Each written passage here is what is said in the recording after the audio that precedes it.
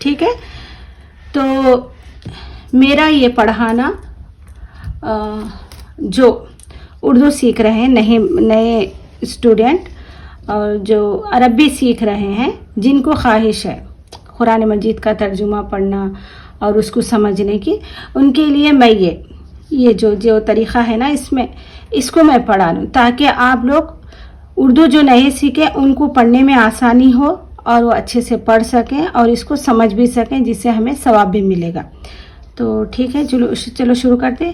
وہ بچے جو بولتا قاعدہ پڑھ چکے ہیں، جو اسٹوڈنٹ، تو وہ اس ایک کلاسز کو ضرور فالو کریں اور اس میں سے پڑھیں، اردو پڑھیں. انشاءاللہ آپ کو آئے گا. آپ دیکھیں کہ کافی سارے الفاظ اس میں جو ہے اس میں آپ نے ضرور پڑھا ہے. ٹھیک ہے.